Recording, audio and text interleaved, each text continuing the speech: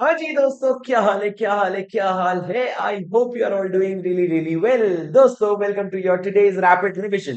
क्या करने वाले हैं सर? आज के रिविजन में हम लोग पूरा का पूरा चैप्टर 3 एक सुर में एक फ्लो में पूरा खत्म करने वाले हैं। मैं आपसे रिक्वेस्ट कर रहा हूँ, जो भी बच्चा ये रिविजन देख रहा है, अगर बात सुन पा रहे हैं तो आप ये कसम खाइए कि ये रिवीजन जब तक खत्म नहीं होगा तब तक आप इस वीडियो को बंद नहीं करेंगे, क्योंकि शुरू करना बहुत आसान होता है, आखिरी तक देखना बहुत डिफिकल्ट होता है। और ना ही आप इस वीडियो को 4 दिन खींच करके देखेंगे, आप अभी इस वीडियो को पूरा पूरा बैक टू बैक देख करके खत्म करेंगे और इसके साथ पढ़ पढ़ के खत्म करेंगे। दोस्तों, ये रैपिड रिविजन जो है ये आप लोगों के लिए एकदम रिलेवेंट है May 24 एंड November 24 स्टूडेंट्स के लिए। और ये पूरा आईसीआई के अपडेटेड मॉड्यूल के हिसाब से, और इसमें सारी अमेंडमेंट्स भी कवर होने वाली है। अब दोस्तों, मैं बता दूं, जिस किताब से हम रिवीजन करने वाले हैं वो आप लोगों का द अल्टीमेट सोल्यूशन का समरी नोट्स और क्वेश्चन बैंक है। क्वेश्चन बैंक का हम अभी सेशन नहीं लेने वाले, अभी हम समरी नोट से पूरा रिवीजन करेंगे। ये बुक के बारे में आपको बता दूं, ये बुक जो है, जो मैंने पहले वीडियोस में भी बताया और हर वीडियो के शुरू में एक बार बताऊंगा आप लोगों को, कि ये बुक जो है पूरे 200 पेज में आपके सीए इंटर लॉ को समराइज करके देती है। दोस्तों, ये जो सीए इंटर लॉ को समराइज करके देती है, प्लीज मेरी बात ध्यान से सुनना। ये जो 200 पेज की किताब है, इसमें बेयर एक्ट भी आपका यही है, आईसीआई मॉड्यूल भी यही है, समरी नोट्स भी यही है और चार्ट बुक भी यही है। जो है यही है सर, 200 पेज में सब कुछ जहां जैसा जरूरत है वो आपको मिल जाता है। आप देखेंगे इसमें बेयर एक्ट की लैंग्वेज भी मिलेगी, फॉर्म्स की समरी भी मिल जाएगी और सेक्शंस की भी समरी मिल जाएगी। So everything is given in this book. Now enough of advertisement, अब मेरी बात सुनो सर, मैं आप लोगों का सेशन शुरू करता हूं, जहां पे हम लोग क्या डिस्कस करेंगे, पूरा का पूरा प्रोस्पेक्टस का रिवीजन करेंगे और प्रोस्पेक्टस की बातें करेंगे। दोस्तों, प्रोस्पेक्टस में हम लोग क्या करने वाले हैं, प्लीज मेरी बात एक बार ध्यान से सुनना। दोस्तों, प्रोस्पेक्टस का चैप्टर जो है वो शुरू होता है सेक्शन नंबर 23 से लेकर के 42 तक। कहां से कहां तक राजा? सेक्शन 23 से लेकर 42 तक। अब दोस्तों, ये जो चैप्टर है ये ब्रॉडली दो पार्ट में बटा हुआ है। पहला पार्ट आपके पब्लिक ऑफर की बात करता है और दूसरा पार्ट प्राइवेट प्लेसमेंट के बारे में।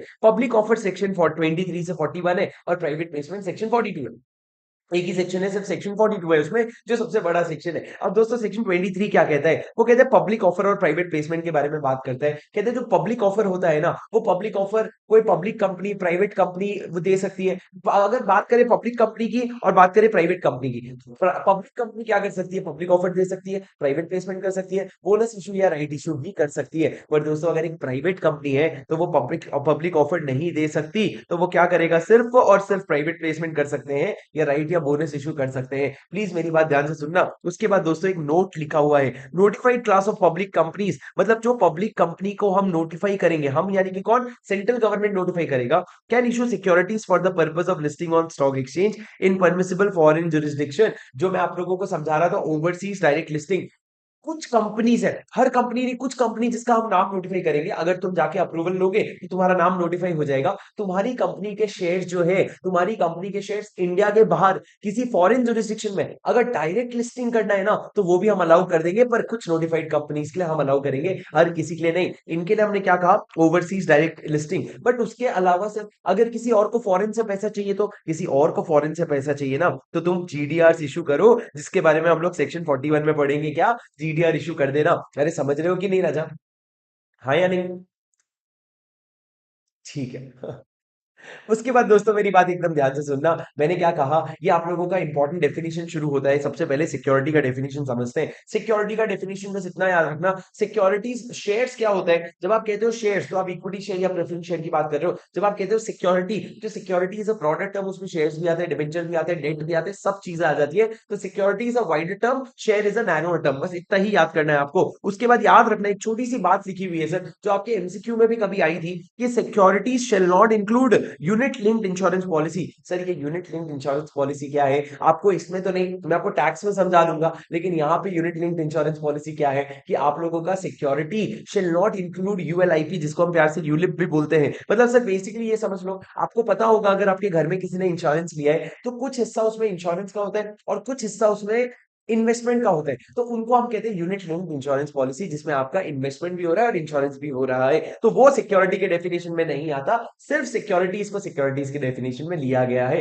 अब दोस्तों, उसके बाद इंपॉर्टेंट डेफिनेशन है प्रोस्पेक्टस। प्रोस्पेक्टस मतलब इन्होंने कहा, किसी भी डॉक्यूमेंट को तुम प्रोस्पेक्टस बुला रहे हो ना, तो हमारे लिए वो प्रोस्पेक्टस है। एनी डॉक्यूमेंट डिस्क्राइब्ड और issued as a prospectus is a prospectus, and it includes red herring prospectus, shelf prospectus और any other notice, circular advertisement और other document inviting buying offer from public. अगर कोई भी document से आप public से पैसा मंगवा रहे हो ना, उसको भी हम प्रोस्पेक्टस मान लेंगे। सर ये क्या हो गया, ये आपके प्रोस्पेक्टस का डेफिनेशन हो गया। एकदम ध्यान से सुनो, प्रोस्पेक्टस मतलब कोई भी डॉक्यूमेंट का नाम तुम प्रोस्पेक्टस रखो, या रेडरिंग या शेल्फ प्रोस्पेक्टस, या कोई भी ऐसा नोट, सर्कुलर, एडवर्टाइजमेंट, या कोई भी डॉक्यूमेंट जिससे आप पब्लिक से पैसा मंगवा रहे हो, उसको हम प्रोस्पेक्टस दे देंगे। तो ये अब नाम दे देंगे तो ये चैप्टर अप्लाई हो जाएगा। सर सेक्शन 24 क्या कहता है, बिल्कुल भी इंपॉर्टेंट नहीं है, वो बस ये कहता है कि लिस्टेड कंपनी है, कि एक company which is in the process of listing है, तो उसको सेबी का रूल्स और रेगुलेशंस लगेगा, उसको सेबी अप्लाई होगा। कंपनीज एक्ट में सब साफ साफ बोल दिया कि अगर तू लिस्टेड हो गई ना बेटा, तो तू अब हमारे घर की नहीं किसी और की हो गई, अब तू सेबी के हवाले कर दी गई है, अब तू सेबी की ही कंप्लाइंसेस कर लेना।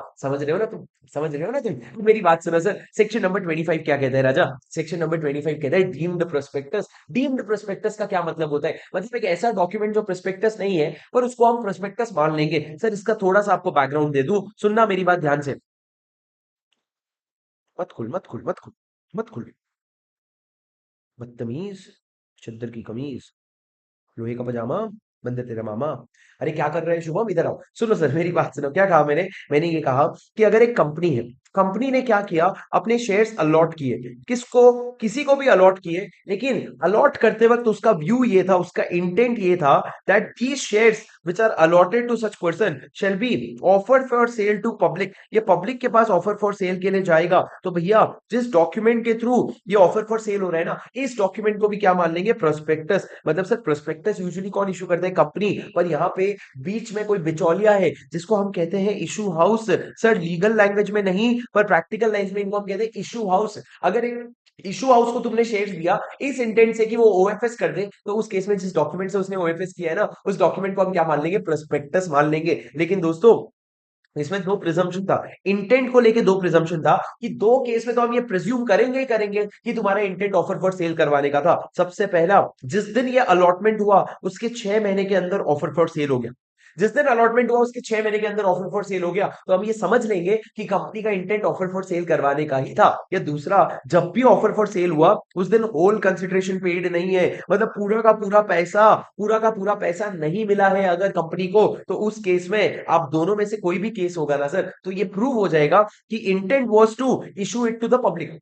बट आप अगर चाहो तो अदरवाइज इंटेंट प्रूव कर सकते हो। मतलब ये प्रिजम्पशन हो गया कि भैया तुम्हारा इंटेंट पब्लिक के पास जाने का था, लेकिन तुम चाहो तो इसके अलावा कोई इंटेंट था तो वो प्रूव कर सकते हो। So unless otherwise proved it shall be presumed that the company allotted these shares with an intent that it shall be offered for sale to the public in the following two cases. पहला, अगर 6 महीने के अंदर issue कर देते हो, या दूसरा होल कंसिडरेशन जो है आपका, वो पूरा का पूरा कंसिडरेशन क्या है राजा? पूरा का पूरा कंसिडरेशन जो है वो अगर नहीं मिला है, तो उन दो केसेस में। अब दोस्तों डीम्ड प्रोस्पेक्टस होते ही क्या होगा? सर डीम्ड प्रोस्पेक्टस होते ही कंटेंट का जो प्रोविजन है सेक्शन नंबर 27 26 में, वो और लाइबिलिटीज जो है 34 35 वाले, वो सारे अप्लाई हो जाएंगे। और तो और सुनो, जो लोग प्रोस्पेक्टस इशू कर रहे हैं ना, जो लोग ऑफर फॉर सेल दे रहे हैं, उन लोगों को डायरेक्टर मान लिया जाएगा। तो जैसे डायरेक्टर लायबल होते हैं, वैसे ये लोग लायबल हो जाएंगे। सर ये क्या हो गया? ये आपके डीम्ड प्रोस्पेक्टस का इफेक्ट हो गया। उसके बाद जो दो पॉइंट मैंने तुमको बोला ना कि 6 महीने के अंदर सेल किया, या जब भी सेल किया होल कंसिडरेशन पेड नहीं था, तो दोनों केस में ये मान लेंगे कि इंटेंट आपका पब्लिक के पास जाने का ही था। तो इंटेंट को लेके बहुत ज्यादा लड़ाई नहीं होगी। लेकिन यहाँ पे लिखा है unless the contrary is proof. Unless the contrary is proof मतलब इसके अलावा कुछ प्रूफ करोगे तो अलग बात है। दोस्तों डीम्ड प्रोस्पेक्टस हो गया तो क्या? अब तो सुनो भाई, डीम्ड प्रोस्पेक्टस हो गया तो सेक्शन 26 में जो मैटर्स लिखने हैं वो तो आप लिखोगे ही लिखोगे, जो 26 में लिखने हैं वो तो लिखोगे ही लिखोगे। साथ में दो चीजें एक्स्ट्रा देना। पहला, नेट अमाउंट ऑफ कंसिडरेशन, कि जो इशू हाउस है, जो बिचौलिया है, वो कंपनी को कितना पैसा देने वाला है, वो नेट अमाउंट ऑफ कंसिडरेशन लिखना। और दूसरा, सर कंपनी और वो इशू हाउस के बीच में कॉन्ट्रैक्ट बना होगा, तो तुम वो टाइम और प्लेस बताओ जहां पे इस कॉन्ट्रैक्ट को हम इंस्पेक्ट कर सकते हैं। तुम वो जगह बताओ जहां पे हम इस कॉन्ट्रैक्ट को इंस्पेक्ट कर सकते हैं। हमको तो इंस्पेक्ट करना है भैया, तो हमको जगह बताओ। उसके बाद दोस्तों, ये जो डॉक्यूमेंट आप इशू कर रहे हो प्रोस्पेक्टस, इसको कौन साइन करेगा? क्योंकि प्रोस्पेक्टस तो सारे डायरेक्टर साइन करते हैं, तो इसको हमने कहा दो डायरेक्टर साइन करेंगे। अगर कंपनी है, अगर फर्म है, पार्टनर है, तो at least half of the partner sign करेंगे, तभी जाके वैलिड बनेगा। ये आपको मेरी बात समझ में आई क्या सर? हाँ कि नहीं सर? ये उसके बाद एक केस लॉ है सर। केस लॉ में क्या लिखा हुआ है? केस लॉ में लिखा है कि अगर आप एक राइट इशू कर रहे हो एग्जिस्टिंग मेंबर को, जिसमें राइट टू रिनाउंस है, एंड अगर 50 से ज्यादा मेंबर है तो इसको भी डीम्ड प्रोस्पेक्टस मान लिया जाएगा। जिस डॉक्यूमेंट के थ्रू तुम राइट इशू कर रहे हो उस डॉक्यूमेंट को भी प्रोस्पेक्टस मान लिया जाएगा। ये SEBI versus Kunnamkulam paper mills limited के केस लॉ में डिसाइड हुआ था, कोई खास बात नहीं है सर मेरे हिसाब से। अब ये क्या हो गया, ये आपका सेक्शन नंबर 25 हो गया। अब दोस्तों सेक्शन नंबर 26, प्लीज मेरी बात ध्यान से सुनना। सेक्शन नंबर 26 क्या कहता है? सेक्शन नंबर 26 सबसे पहले तो ये कहता है, इधर देखो, सबसे पहले तो ये कहता है कि भैया आपके प्रोस्पेक्टस में क्या क्या मैटर्स आने चाहिए। तो इसका पहला पॉइंट ये कहता है आपका प्रोस्पेक्टस डेटेड होना चाहिए और आपका प्रोस्पेक्टस साइंड होना चाहिए। ये दो कीवर्ड है। अब सर समझो, जो डेट प्रोस्पेक्टस में तुमने लिखा है उसको डीम्ड डेट ऑफ पब्लिकेशन मान लेंगे कि भैया प्रोस्पेक्टस इसी दिन पब्लिकेशन हुआ था इसका। और सिग्नेचर कौन करेगा सर? ये बहुत यूनिक डॉक्यूमेंट है जिसमें हमने बोला ऑल डायरेक्टर्स या ऑल प्रपोज डायरेक्टर्स साइन करेंगे, मतलब सारे के सारे डायरेक्टर्स। जनरली एक डॉक्यूमेंट में सारे डायरेक्टर्स नहीं, मेजोरिटी साइन कर देते हैं, पर यहाँ पे हमने कहा सारे साइन करेंगे। और अगर वो नहीं कर रहे तो उनका कोई अटॉर्नी, जिसको पावर पावर ऑफ अटॉर्नी दे रखा है, वो साइन करेगा। पर हमको तो सिग्नेचर सबका चाहिए। सर ये तो हो गया डेटेड और साइन होना चाहिए। इसके अलावा सर प्रोस्पेक्टस में आप कुछ रिपोर्ट और इन्फॉर्मेशन दोगे? हाँ, प्रोस्पेक्टस में आप रिपोर्ट्स दोगे, प्रोस्पेक्टस में आप फाइनेंशियल इन्फॉर्मेशन दोगे। कौन सा दोगे सर? जो लॉ कहता है कि सेबी प्रिस्क्राइब करेगा इन कंसल्टेशन विद सीजी, कि सेबी सीजी से बात करके बताएगा कि क्या क्या रिपोर्ट देना है। पर जब तक सेबी हमारे लिए यानी कि कंपनीज एक्ट में अलग से प्रिस्क्राइब नहीं कर देता ना, तब तक जो सेबी रेगुलेशन में लिखा है, सेबी रेगुलेशन में जो लिखा है उसी उसी चीजों को क्या कर देना, आप अपने फाइनेंशियल रिपोर्ट्स और फाइनेंशियल इंफॉर्मेशन दिखा देना जो सेबी रेगुलेशन ने लिखा है। अब दोस्तों उसके बाद हमने बोला यार कंपनीज एक्ट ने पहले सेबी को बोला कि सेबी तू लिख दे हमारे लिए कुछ, सेबी ने नहीं लिखा। फिर कंपनीज एक्ट शर्मा को बोला चल ठीक है, जो उसने सेबी सेबी ने जो सेबी एक्ट के अंदर रेगुलेशन बना रखे ना उनको फॉलो कर ली। अरे फिर कंपनीज एक्ट की क्या इज्जत है? तो हमने बोला कंपनीज एक्ट हम भी कुछ बोलेंगे, तो हमने दो चीजें बोली। सबसे पहला हमने बोला डिक्लेरेशन, कि भैया तुम एक डिक्लेरेशन दे देना कि कुछ सब कुछ कंप्लायंस में है, everything is in compliance of this act. और एक स्टेटमेंट दे देना कि हमने इस एक्ट का कोई कॉन्ट्रावेंशन नहीं किया। अरे बात तो दोनों सेम ही है ना? हाँ तो सेम ही है, जबरदस्ती प्रोविजन बनाओगे तो ऐसे ही निकल के आएगा। डिक्लेरेशन दे देना कि हमने सारा कंप्लायंस कर लिया है, और एक स्टेटमेंट दे देना कि हमने कोई भी कॉन्ट्रावेंशन नहीं किया है इस एक्ट का, से भी एक्ट का, किसी भी एक्ट का। सर ये इंपॉर्टेंट है, एग्जाम में इस पे क्वेश्चन आता है, पूछते हैं कि बताओ क्या रिपोर्ट्स और फाइनेंशियल इन्फॉर्मेशन दोगे। आप वो रिपोर्ट और इन्फॉर्मेशन दोगे जो सेबी सीजी से बात करके बोलेगा। जब तक नहीं बोल देता सेबी रेगुलेशन वाले दे देना, और एक डिक्लेरेशन और एक स्टेटमेंट दे देना। ये आपको लिखना पड़ेगा राजा एग्जाम में। पर दोस्तों ये जो पूरा का पूरा पहला पॉइंट था ना, ये पूरा का पूरा प्रोविजन जो था ना, डेटेड होना चाहिए, साइंड होना चाहिए, और ये सारे सेबी के रिपोर्ट्स देने पड़ेंगे। This will not apply in two cases. अगर आप सर सेम मेंबर्स को शेयर्स दे रहे हो या सेम शेयर्स इशू कर रहे हो तो दोनों केस में अप्लाई नहीं होगा। सेम मेंबर्स को शेयर्स देना मतलब क्या? Where the shares are issued to the existing members, मतलब राइट इशू कर रहे हो where the shares are issued to the existing member, तो आपको ये प्रोविजन एप्लीकेबल नहीं होगा। या दूसरा, where the shares that are being issued are uniform with the existing shares, मतलब जो शेयर्स ऑलरेडी हैं उससे यूनिफॉर्म है, and are quoted in the stock exchange, quoted in stock exchange मतलब लिस्टेड है। तो अगर वो यूनिफॉर्म शेयर्स है और कोटेड भी है मतलब लिस्टेड शेयर्स भी है, तो हमने बोला भैया ये जो तुम्हारा सेबी रेगुलेशन वगैरह का नाटक है ना, ये सब अप्लाई नहीं होगा। अगर आप एग्जिस्टिंग मेंबर्स को दे रहे हो या एग्जिस्टिंग शेयर्स जो लिस्टेड है वही वाले शेयर्स जो है उसी कैटेगरी के शेयर्स इशू कर रहे हो, तो दोनों केस में ये प्रोविजन नहीं लगेगा। सर रिविजन में इससे ज्यादा समझा नहीं सकता मैं। अब सर ये क्या हो गया, ये आपके बेसिक पॉइंट्स हो गए। अब उसके बाद एक बात समझो, प्रोस्पेक्टस को ना आप आरओसी के पास डिलीवर करना, उसको रजिस्टर करने के लिए जैसे ही डिलीवर हो जाएगा ना, उस दिन से 90 दिन की वैलिड रहेगी प्रोस्पेक्टस की। 90 दिन के बाद इसकी वैलिडिटी जो है वो खत्म हो जाएगी। So the prospectus will be valid for 90 days from the date of delivery to the ROC. Sir delivery लिखा है, जब आरओसी को डिलीवर कर दिया उसके बाद आप इस प्रोस्पेक्टस को यूज नहीं कर पाओगे। उसके बाद आपको नया प्रोस्पेक्टस बना के नया वापस से आरओसी के पास देना पड़ेगा, पर इसको यूज नहीं कर पाओगे। इंपॉर्टेंट है ये 90 डेज। अब तीसरा मेरी बात समझना दोस्तों प्लीज ध्यान से। तीसरा पॉइंट क्या कहता है, आपके प्रोस्पेक्टस में कभी कभी ना एक एक्सपर्ट का स्टेटमेंट होता है, तो एक्सपर्ट का स्टेटमेंट अगर इंक्लूड करना है तो दो कंडीशन मैंडेटरी है। सबसे पहला, such expert is not engaged in the promotion formation और मैनेजमेंट ऑफ द कंपनी। क्या कहा मैंने? Such expert is not engaged in the promotion formation management PFM of the company, वो कंपनी को बनाने में या चलाने में उसका कोई हाथ नहीं है। और दूसरी तरफ अगर आप बात करोगे, एक्सपर्ट की बात करोगे, तो एक्सपर्ट ने अपना रिटर्न कंसेंट दे रखा है, रिटर्न कंसेंट विड्रॉ नहीं कर रखा है, और ऐसा एक स्टेटमेंट कि उसने रिटन कंसेंट दिया है और विड्रॉ नहीं किया है, ऐसा एक स्टेटमेंट आप अपने प्रोस्पेक्टस में डालोगे, तभी जाके आप अपने एक्सपर्ट का नाम अपने प्रोस्पेक्टस में लिख सकते हो। सर एक्सपर्ट कौन होता है? सर आपका इंजीनियर, सीए, सीएस या रजिस्टर्ड वैल्यूअर या कोई भी इंसान जो सर्टिफाई करने के लिए एलिजिबल है ना, उसको हम एक्सपर्ट कहते हैं। तो एक्सपर्ट का प्रमोशन फॉर्मेशन मैनेजमेंट में कोई लेना देना नहीं होना चाहिए, और आप उसका विड्रॉ भी कर सकते हो। वो क्या कर सकता है? वो विड्रॉ, उसने रिटन कंसेंट दिया है, विड्रॉ नहीं किया है, और ऐसा एक स्टेटमेंट आपने अपने प्रोस्पेक्टस में डाला, तब जाके आप प्रोस्पेक्टस में एक्सपर्ट का नाम लिख सकते हो। दोस्तों ये सारी चीजें यहाँ पे लिखी है, देखो सेक्शन 26 कहता है, पहला it should be dated and sign. दूसरा, डेटेड के बारे में यहां लिखा है कि भैया the date will be deemed to be the date of publication, जो भी डेट आपने डाला है। और साइन में कौन कौन करेगा? अगले पेज में लिखा हुआ है कि it shall be sign by every person who is a director और proposed director and his attorney. उसके बाद मैंने क्या लिखा है कि आपको प्रोस्पेक्टस में वो इन्फॉर्मेशन और रिपोर्ट देने पड़ेंगे जो सेबी बताएगा सीजी से कंसल्ट करके। जब तक नहीं बता देता तब तक सेबी रेगुलेशन में जो बना है वो दे देना। और दो चीजें और इंक्लूड कर देना, एक डिक्लेरेशन की कंप्लायंस में और स्टेटमेंट की कुछ भी कॉन्ट्रारी नहीं है, कुछ भी उल्टा उल्टा नहीं किया है। उसके बाद ये जो पूरा का पूरा प्रोविजन है ना, ये नहीं लगेगा पॉइंट नंबर 2 में, अगर आप यूनिफॉर्म, आप एग्जिस्टिंग शेयर होल्डर्स को दे रहे हो, मेंबर्स को दे रहे हो, या यूनिफॉर्म शेयर्स दे रहे हो, where the issue of shares और debentures is to existing member और डिबेंचर होल्डर। और दूसरा, where the issue of shares और debentures is uniform with the shares और debentures already issued and quoted on the stock exchange. और उसके बाद मैंने क्या कहा सर? उसके बाद मैंने कहा आप आरओसी के पास रजिस्ट्रेशन के लिए भेजो, और आरओसी के रजिस्ट्रेशन के बाद 90 दिन तक की वैलिडिटी होगी।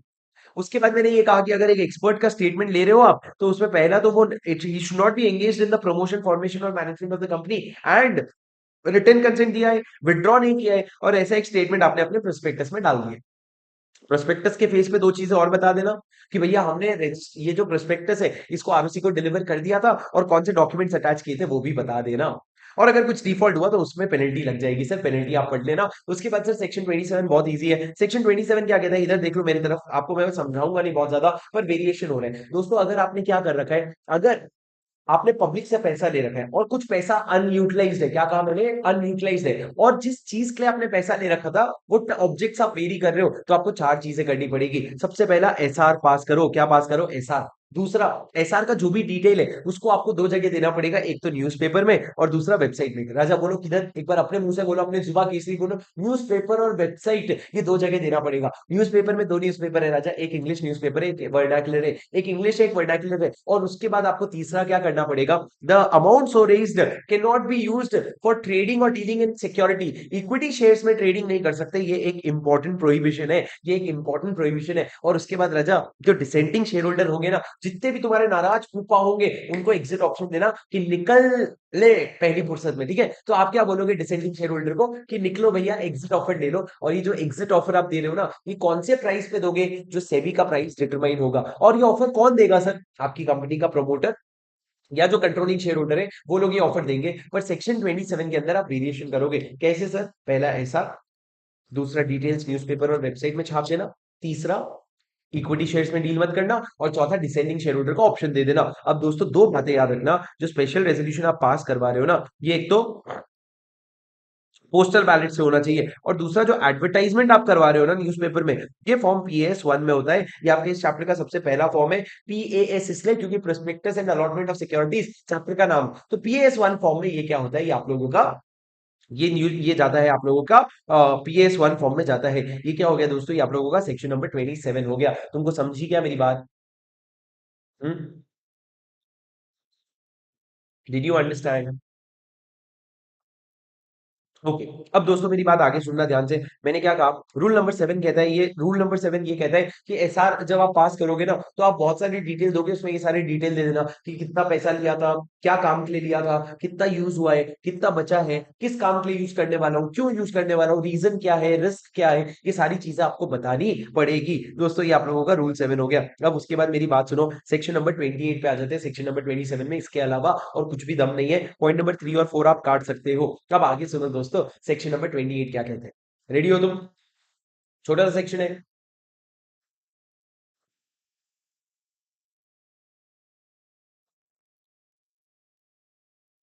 उसके बाद मैंने क्या कहा? सेक्शन नंबर 28, सेक्शन नंबर 28 बात करते हैं ऑफर फॉर सेल के बारे में। कोई भी बड़ी बात नहीं है। ऑफर फॉर सेल मतलब जब एक शेयर होल्डर कंपनी के थ्रू अपने शेयर्स बिकवाता है तो उसको ऑफर फॉर सेल कहते हैं। तो इसमें मैंने कहा ऑथराइज द कंपनी, इन्होंने क्या कहा, when certain members of a company propose in consultation with the board, अगर आप बोर्ड से बात करके कुछ मेंबर्स ये प्रपोज कर रहे हैं दैट होल और part of their holding to public, वो अपना होल और पार्ट ऑफ देयर होल्डिंग को पब्लिक को देना चाहते हैं, मतलब वो ऑफर फॉर सेल कर रहे हैं, तो उस केस में the member shall collectively authorise the company to take necessary action, जो भी लगे बेचने के लिए तू कर भाई, एंड तू रिम्बर्स कर देना कंपनी को फॉर द एक्सपेंसेस इनकर्ड, जो भी खर्चा हुआ है वो तू मेरे को रिम्बर्स कर देना। तो दोस्तों क्या कहा मैंने, चार पॉइंट कहे मैंने, चार पॉइंट क्या कहे, सबसे पहला मैंने कहा ऑथराइज द कंपनी, मतलब क्या, अगर,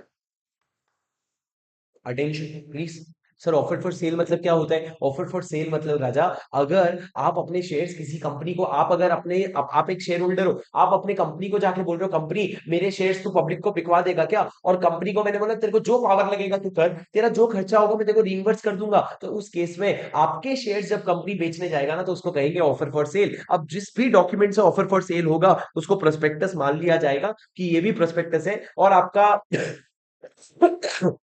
section 26 matter to be stated, section 34 35 liability, वो सारी चीजें अप्लाई हो जाएगी। अब दोस्तों उसके बाद मेरी बात सुनना, चार चीजें हैं जो आपको ऑफर फॉर सेल के केस में नहीं लगेगा, चार चीजें जो आपको ऑफर फॉर सेल में कंडीशन में नहीं लगेगा। पहला, मिनिमम एप्लीकेशन मनी, दूसरा मिनिमम सब्सक्रिप्शन, ये दोनों चीजें आप सेक्शन 39 में बोलते हो कि कंडीशन कंप्लाई होने चाहिए, हमने बोला ऑफर फॉर सेल में नहीं लगेगा मिनिमम सब्सक्रिप्शन और मिनिमम एप्लीकेशन मनी, क्योंकि कंपनी नया शेयर थोड़ी दे रही है, वो तो किसी का शेयर लेके बेच रही है ना, तो उसमें मिनिमम सब्सक्रिप्शन कोई मतलब नहीं रखता। तीसरा, आपका कंपनी का जो बोर्ड ऑफ डायरेक्टर है ना, वो यूटिलाइजेशन स्टेटमेंट नहीं बनाएगा, मतलब वो ये नहीं बताएगा पैसे कैसे यूटिलाइज हुए, क्योंकि कंपनी ने पैसा यूज ही नहीं किया, पैसा तो किसके पास चला गया, आपके मेंबर के पास चला गया। और चौथा, कोई भी और इंफॉर्मेशन जो आप नहीं दे पा रहे हो, और नहीं दे पाने के बाद आपका, आपके पास जस्टिफिकेशन है, तो वो इन्फॉर्मेशन, वो क्या करोगे आप, वो इन्फॉर्मेशन दे दोगे। कोई भी और इन्फॉर्मेशन जो अगर आप नहीं दे पा रहे हो और नहीं दे पाने का जस्टिफिकेशन है, तो वो इन्फॉर्मेशन आप मत देना, कोई बात नहीं। हमने चार एक्सेप्शन दिए हुए हैं इसमें कि आपके प्रोस्पेक्टस को चार चीजें नहीं लगेगी।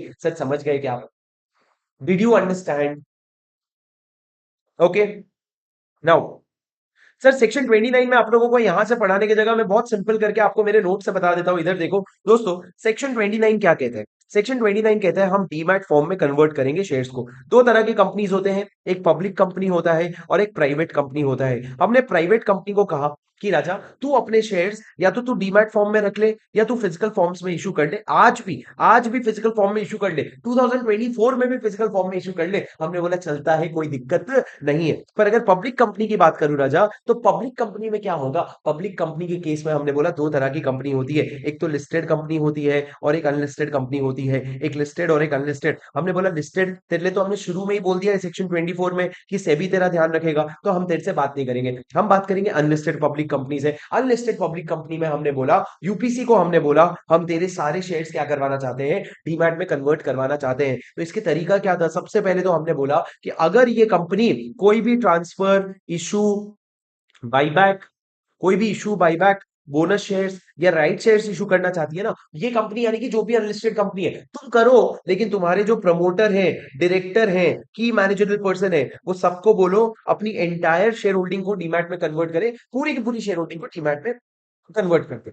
उसके बाद दूसरा बात हमने बोला, अब हमने छोटे छोटे शेयर होल्डर पर अटैक मारा, हमने बोला विथ इफेक्ट फ्रॉम 2 अक्टूबर। क्या हुआ था सर 2 अक्टूबर को, बताओ ना, अभी थोड़ी देर पहले तो क्लास में बताया, क्या हुआ था, सत्संग था भाई, स्वामी चिन्मयानंद जी का। उस दिन 2018 को अटैक हुआ, और अटैक में क्या हुआ, इन्होंने बोला कि जितने भी शेयर होल्डर है, तुम अगर अपने शेयर्स ट्रांसफर करना चाहते हो या न्यू शेयर्स को सब्सक्राइब करना चाहते हो तो तुम कर सकते हो, लेकिन अपनी एग्जिस्टिंग शेयर होल्डर को डीमैट में कन्वर्ट करो। तो हमने दो तरफ से अटैक किया। इससे क्या होगा, मोस्टली सारे शेयर होल्डर डीमैट में कन्वर्ट करवा ही लेंगे, पर करवाने के लिए फैसिलिटी भी तो देनी पड़ेगी ना डीमैट की। तो दोस्तों आपको सबसे पहले क्या करना पड़ेगा, सबसे पहले तो आपको डीआरएस को लाना पड़ेगा पिक्चर में। डीआरएस कौन हो गया सर, डी हो गया डिपॉजिटरी, आर हो गया रजिस्टर्ड टू इशू, एस हो गया शेयर ट्रांसफर एजेंट। ये तीनों को फीस दे देना और इनके पास डिपॉजिट जमा कर देना, जितना भी डिपॉजिट मांगे। दोस्तों डिपॉजिट कितना लेते हैं ये लोग पता है, ये लोग 2 साल का फीस जितना बराबर डिपॉजिट लेते हैं। तो आपकी फीस मान लो 1 साल की 1 करोड़ है, तो 2 साल की फीस होगी 2 करोड़, 2 करोड़ का डिपॉजिट लेंगे और फीस अलग।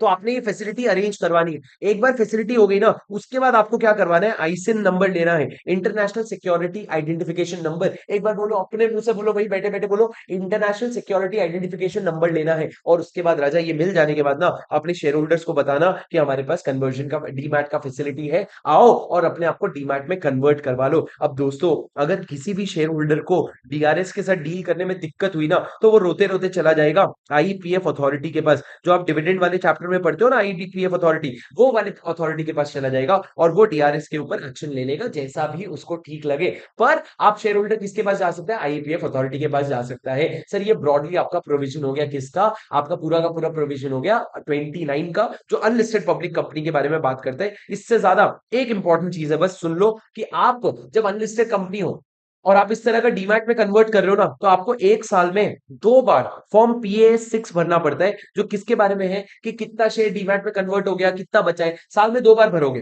पहला आधा साल खत्म हुआ उसके 60 डेज के अंदर, आपका आधा साल खत्म हुआ उसके 60 डेज के अंदर, और दूसरा आधा साल खत्म हुआ उसके 60 डेज के अंदर आप क्या करोगे, आप इसको डीमैट में कन्वर्ट करोगे। अरे समझे क्या मेरी बात, did you understand? Yes sir, ये क्या हो गया, ये आप लोगों का प्रोविजन हो गया इसका। अब दोस्तों आगे बढ़ते हैं। सर सेक्शन 30 क्या कहता है, सेक्शन 30 को बिल्कुल इज्जत नहीं देंगे। वो कहता है जब आप प्रोस्पेक्टस का एडवर्टाइजमेंट करते हो ना, पैसा मंगवाने के लिए प्रोस्पेक्टस का एडवर्टाइजमेंट करते हो, तो उसमें एमओए के बेसिक चीजें बता देना, जैसे कि आपका ऑब्जेक्ट क्लॉज क्या है, लाइबिलिटी क्लॉज क्या है, कैपिटल क्लॉज क्या है, कि कैपिटल स्ट्रक्चर क्या है, सब्सक्राइबर्स कौन है, और सब्सक्राइबर्स कितना पैसा लेने का प्रॉमिस कर रखे, ये सारी चीज अपने न्यूज़पेपर के एड में डलवा देना जब तो अपने प्रोस्पेक्टस को एडवर्टाइज कर रहा है। बस इतनी सी बात है सर, क्या काम है, एमओए के सारे कंटेंट को अपने एडवर्टाइजमेंट में डलवा देना, तभी जाके वैलिड एडवर्टाइजमेंट बनेगा। अब सर सेक्शन 31 से लेकर के 35 तक बेहद इंपॉर्टेंट है, क्वेश्चन भर भर के इसी से आते हैं। सेक्शन 31 कहता है शेल्फ प्रोस्पेक्टस के बारे में। क्या कहते हैं सर, एक ऐसा प्रोस्पेक्टस जिसकी शेल्फ लाइफ है, मतलब एक ऐसा प्रोस्पेक्टस जिसके जिसके ड्यूरेशन में, जिसकी वैलिडिटी में आप एक ही सिक्योरिटी को मल्टीपल टाइम्स इशू कर सकते हो over a certain period of time, without the need for issue of a further prospectus. आपको एक और बार प्रोस्पेक्टस देने की जरूरत नहीं पड़ेगी। मान लो यहाँ पे शेल्फ प्रोस्पेक्टस दिया और पैसे लिए, अब आप बार बार पैसे ले सकते हो जब तक ये वैलिड है। सर वैलिड कितना होगा, मैक्सिमम 1 ईयर के लिए होगा। सर क्या हर कंपनी ये कर सकती है, नहीं, सेबी जिसको नोटिफाई करेगा सिर्फ वही कंपनी ये कर सकती है। क्या कर सकती है, शेल्फ प्रोस्पेक्टस आपका इशू कर सकती है।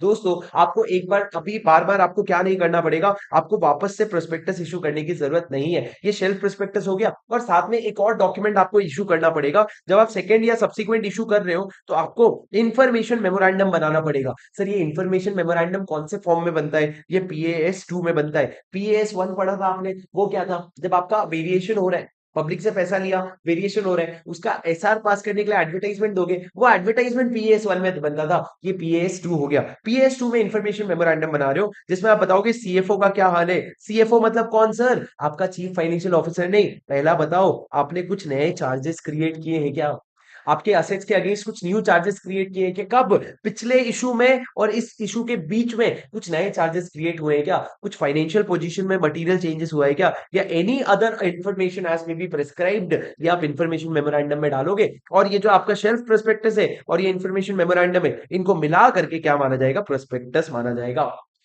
दे are called as prospectus. Sir इस तरीके से आप प्रोस्पेक्टस इशू करोगे, ये आपका शेल्फ प्रोस्पेक्टस है जिसकी खुद की शेल्फ लाइफ होती है। सेक्शन 31 कहता है sir, shelf prospectus means a prospectus in which securities mentioned therein are issued for subscription in one or more issue over a certain period with the issue of further prospectus। आपको फिर से prospectus issue करने की जरूरत नहीं है। Sir provision क्या है, any class of companies as the SEBI में prescribe, जो भी SEBI बताएगा, मैं at the stage of first offer, जब आप पहली पहली बार ऑफर कर रहे हो, जब आप पहली पहली बार ऑफर कर रहे हो ना राजा, उस समय आप क्या करोगे, जब आप पहली पहली बार ऑफर कर रहे हो आप, तो उस केस में आप उस स्टेज पे अपना शेल्फ प्रोस्पेक्टस फाइल करोगे। उसमें आप बताओगे आपकी प्रोस्पेक्टस की वैलिडिटी क्या है, 2 महीना हो सकता है, 4 महीने हो सकते हैं, 6 महीने हो सकते हैं, पर मैक्सिमम 1 साल का होगा आपका वैलिडिटी, उससे ज्यादा का नहीं होगा। उसके बाद दोस्तों वैलिडिटी शुरू कब से होगा सर, वैलिडिटी शुरू होगा जिस दिन आपका फर्स्ट ऑफर ओपन हुआ, उस दिन से लेके आपकी वैलिडिटी काउंट करी जाएगी, और सेकंड और सब्सिक्वेंट ऑफर के लिए आपको प्रोस्पेक्टस इशू करने की जरूरत नहीं है। तो आप क्या इशू करोगे सर, इंफॉर्मेशन मेमोरेंडम इशू करोगे within 1 month prior to the subsequent और सेकंड ऑफर। मतलब ये आपका सेकंड या सब्सिक्वेंट ऑफर है ना, उसके 1 महीने पहले आप इंफॉर्मेशन मेमोरेंडम दोगे, जिसमें आप बताओगे कोई चार्जेस क्रिएट हुआ है क्या, फाइनेंशियल पोजीशन चेंज हुए हैं क्या, या कोई भी other changes as may be prescribe. Sir CFO के बारे में बता देने के बाद आपका डीम्ड प्रोस्पेक्टस हो गया क्या, I M together with prospectus shall be deemed to be prospectus. IM together with SP shall be deemed to be prospectus। अब एक बात समझना राजा, अगर आपने शेल्फ प्रोस्पेक्टस जब इशू किया था ना, तभी किसी ने एडवांस का पेमेंट कर दिया था, तो अगर एडवांस दे दिया था ना, तो बाद में उसको इन्फॉर्मेशन मेमोरेंडम सबमिट करना। अगर इन्फॉर्मेशन मेमोरेंडम जमा करके उसको ये एडवांस रिफंड मांगना रहेगा ना, तो वो रिफंड मांग सकता है, और अगर शेयर होल्डर ने रिफंड मांगा तो आपको 15 दिन के अंदर रिफंड करना पड़ेगा। आप उसको फोर्स नहीं कर सकते, आप उसका एडवांस जबरदस्ती नहीं रख सकते। अगर किसी इंसान ने फर्स्ट ऑफर के वक्त ही सेकंड ऑफर थर्ड ऑफर का एडवांस दे दिया, तो सेकंड ऑफर के वक्त IM देना, IM देख के उसको अगर पैसा वापस लेने का मन हुआ, तो वो जो एडवांस दे रखा था ना, उतना वापस ले सकता है। सिर्फ एडवांस जितना था उतना पैसा वापस ले सकता है। समझे sir? Did you understand?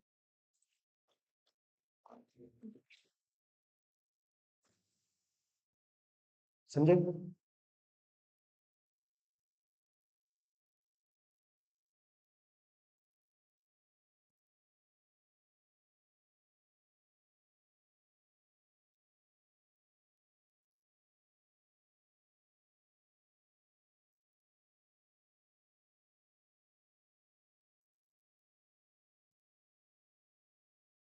Easy PG.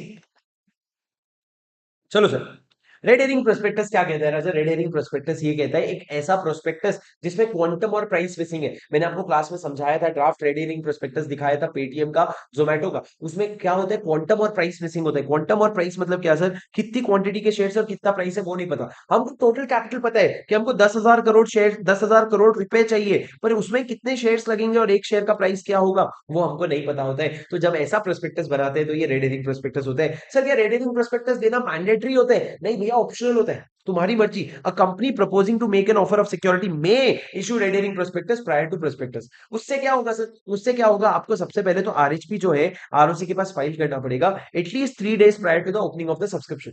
कम से कम 3 दिन पहले देना पड़ेगा, और इसका सेम ऑब्लिगेशन होगा जो प्रोस्पेक्टस का होता है। एक बार जब आपका ऑफर क्लोज हो गया, जब एक बार आपका ऑफर क्लोज हो गया, तो तब पता चल जाएगा कि आपका क्लोजिंग प्राइस क्या आया, मतलब आप शेयर का प्राइस कितना होने वाला है। जब वो पता चल गया ना, तो आप उसको रेड हेरिंग प्रोस्पेक्टस में डालोगे। जब आप रेड हेरिंग प्रोस्पेक्टस में क्वांटिटी और प्राइस डाल देते हो ना, तो वो आप प्रोस्पेक्टस बन गया। अब सर रेड हेरिंग प्रोस्पेक्टस से आप प्रोस्पेक्टस बनाओगे, दोनों में जो भी चेंजेस है, वो वेरिएशन जो है, वो वेरिएशन आप प्रोस्पेक्टस में हाईलाइट करोगे, और हाईलाइट करने के बाद ये प्रोस्पेक्टस को ROC और सेबी के पास फाइल कर दोगे। तो यहाँ पे लिखा है variation between red herring and prospectus shall be highlighted as variation in prospectus, और उसके बाद जो प्रोस्पेक्टस बना उसको आप ROC और सेबी के पास फाइल कर दो। समझे सर? Did you understand? ये क्या हो गया? ये आप लोगों का सेक्शन नंबर 32 हो गया, जो बात करते हैं रेड हेरिंग प्रोस्पेक्टस के बारे में।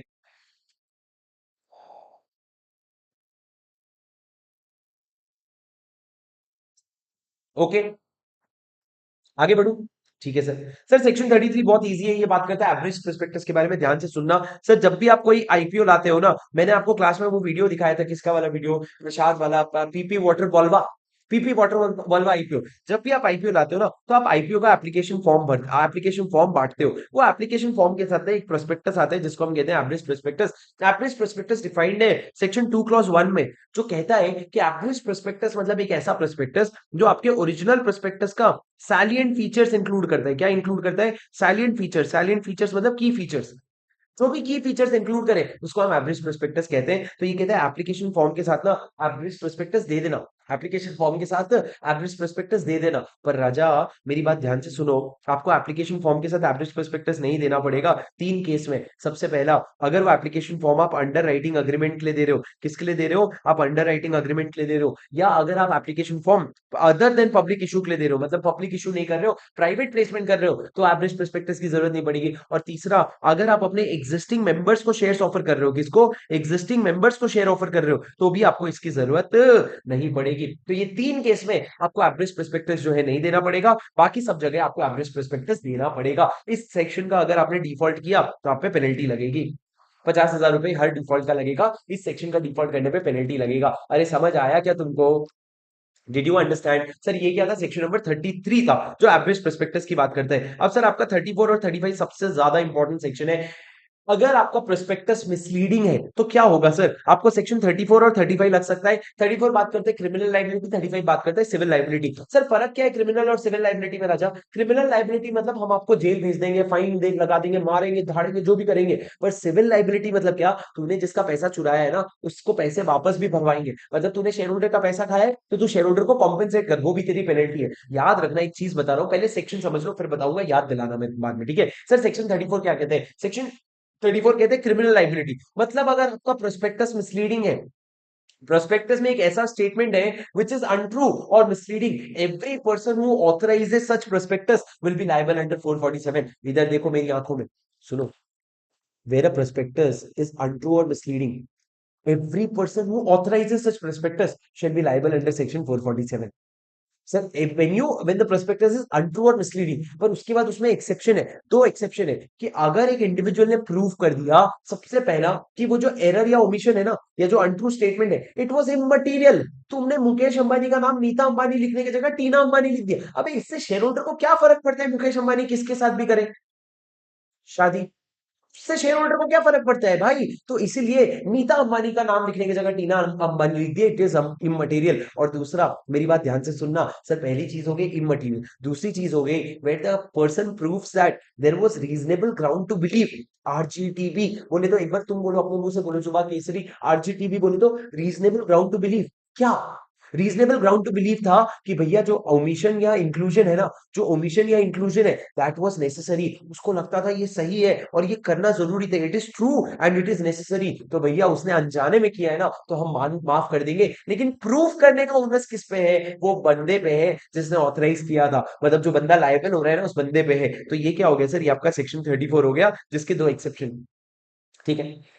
सेक्शन 35 बहुत सिंपल है सर। सेक्शन 35 क्या कहते हैं? Civil civil liability. Sir criminal liability में आप 447 के लिए लायबल हो, मतलब आप जेल जाओगे और आप पे फाइन लगेगी, वो तो मैं लाइबिलिटी आपको बता दूंगा। पर आप समझो, थ्री सेक्शन 35 क्या कहता है? भैया जेल वेल तो जाएगा, तू जाएगा सो जाएगा, लेकिन अब मेरी बात समझना, तीन कंडीशन अगर सेटिस्फाई होते हैं, फिर से इधर देखो मेरी आंखों में देखा कर, जब मैं बात करता हूँ मैं वो लौंडा हूं जो तेरे साथ पढ़ता हूं। मेरी बात सुनो, पर मैंने क्या कहा? सेक्शन 35 सिविल लाइबिलिटी की बात करते हैं। सिविल लाइबिलिटी में आपने कहा तीन कंडीशन, पहला सब्सक्रिप्शन, दूसरा पहला सब्सक्रिप्शन, दूसरा मिसलीडिंग और तीसरा लॉस। क्या मतलब सर? पहला, एक पर्सन है जिसने आपके शेयर्स को सब्सक्राइब किया है। क्या किया है? सब्सक्राइब किया है।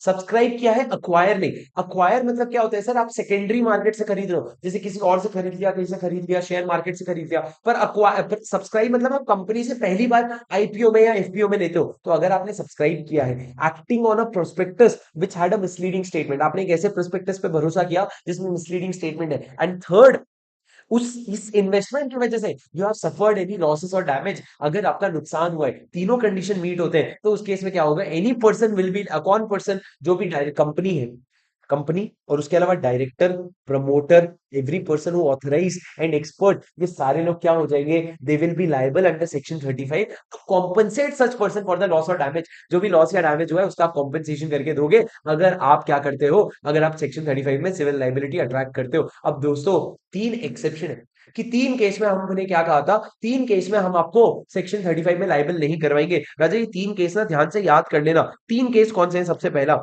अगर आपने अपना कंसेंट दिया था to act as a director और फिर आपने वो कंसेंट विड्रॉ कर लिया, तो इस केस में हमने क्या कहा? इस केस में हमने कहा आप गिल्टी नहीं रहोगे, क्योंकि आपने तो अपना consent to act as a director withdraw कर लिया, तो अब तो आप डायरेक्टर ही नहीं हो। तो डायरेक्टर ही नहीं हो तो कैसे लायबल होगे? आप लायबल नहीं रहोगे। दूसरा, सर प्रोस्पेक्टस जो है ना, आपके कंसेंट या नॉलेज के बिना इशू हुआ था, और जैसे ही आपको पता चला, आपने रीजनेबल पब्लिक नोटिस दे दिया, आपने रीजनेबल पब्लिक नोटिस दे दिया। जैसे कि मैंने आपको कहा था, शशि थरूर जो है वो यूएस जा रखे थे, यूएस जा रखे थे वहां पे गोरों को इंग्लिश सिखाने के लिए। तो वहां पे जब वो इंग्लिश सिखा रहे थे, उनको पता चला कि यहाँ पे अश्लील गुरुवर की कंपनी ने अपने प्रोस्पेक्टस में शशि थरूर का नाम ले लिया कि बहुत अच्छा बंदा है, वो हमारी कंपनी को सपोर्ट करता है, उसका सिग्नेचर डाल दिया। जब उनको पता चला ये झूठा सिग्नेचर है, उनके कंसेंट के बिना इशू हुआ है, तो उन्होंने रीजनेबल पब्लिक नोटिस दे करके पब्लिक को इन्फॉर्म कर दिया, तो वो बच जाएंगे। और तीसरा, सर आपका जो स्टेटमेंट है ना, वो एक एक्सपर्ट के स्टेटमेंट के पे बेस्ड है, और वो एक्सपर्ट के स्टेटमेंट का फेयर रिप्रेजेंटेशन है। फेयर रिप्रेजेंटेशन मतलब जो कहा था उसने, वो आपने भी वही कहा, और आपको लगा वो एक्सपर्ट जो है कॉम्पिटेंट है, और उसने अपना रिटर्न कंसेंट दे रखा है और रिटर्न कंसेंट विड्रॉ भी नहीं कर रखा है, ये सारे कंडीशंस मीट हो रहे थे, इसलिए उसके स्टेटमेंट पे भरोसा करके आपने भी गलत स्टेटमेंट बोल दिया, तो भैया मिसलीडिंग प्रोस्पेक्टस में आप लायबल नहीं होगे अगर आपने ये चीज प्रूव कर दी। प्रूव करने का ओनस ओनस यानी कि बर्डन किसके पे रहता है? बर्डन ऑफ प्रूफ ये इन लोगों पे रहना रहता है जो लोग बचना चाहते हैं। तो ये तीन केस में no person shall be liable if you prove that पहला कंसेंट दिया था और विड्रॉ कर लिया,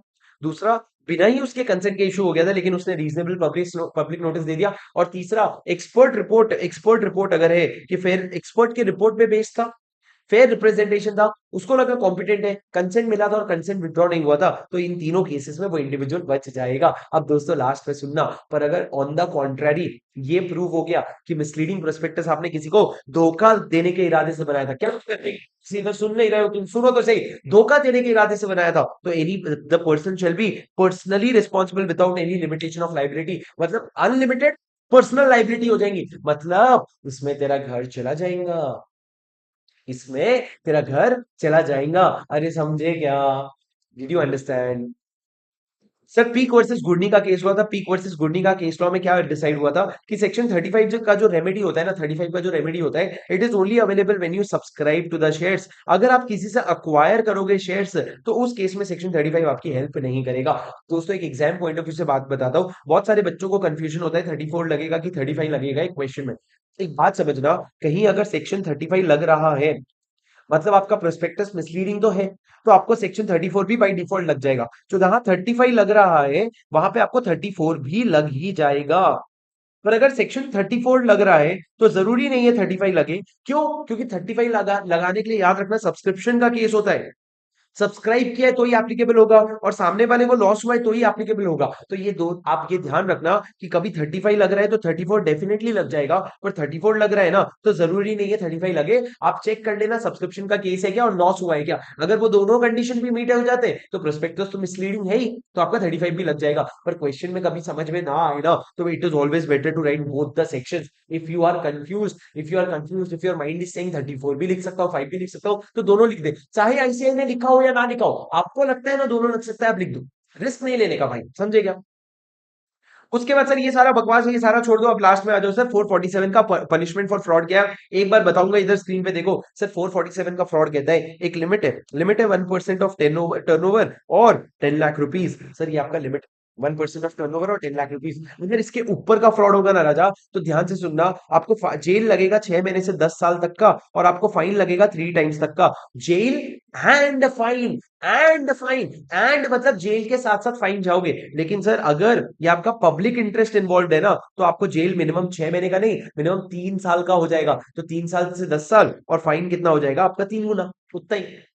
लेकिन अगर लिमिट के नीचे का फ्रॉड है तो जेल लगेगा सर अप टू 5 इयर्स का, और आपको फाइन लगेगा अप टू 50 lakhs का, और बोथ मतलब दोनों भी लग सकता है। सर ये क्या हो गया, ये अगर आपका टर्नओवर ये अमाउंट के नीचे का फ्रॉड है, सर ये 1% ऑफ टर्नओवर और 10 lakh rupees, whichever is higher की लोअर, सर ये विच एवर इज लोअर है, विचेवर इज लोअर से ज्यादा का फ्रॉड है तो ये, कम का फ्रॉड है तो ये। अब राजा सुनना, अगर कम का फ्रॉड है मतलब बहुत छोटा फ्रॉड है तो इसमें तो पब्लिक इंटरेस्ट का सवाल ही नहीं उठता कि भैया पब्लिक इंटरेस्ट होगा या नहीं होगा, इसमें तो पब्लिक इंटरेस्ट का सवाल ही नहीं उठता। ये क्या हो गया सर, ये आप लोगों का सेक्शन नंबर 447 जो फ्रॉड के बारे में बात करता है, फ्रॉड के बारे में बात करता है। सर आपको समझ आया क्या?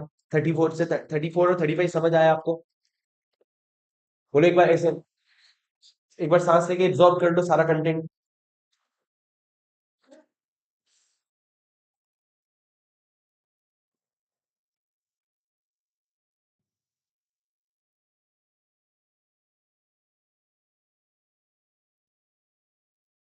ठीक है,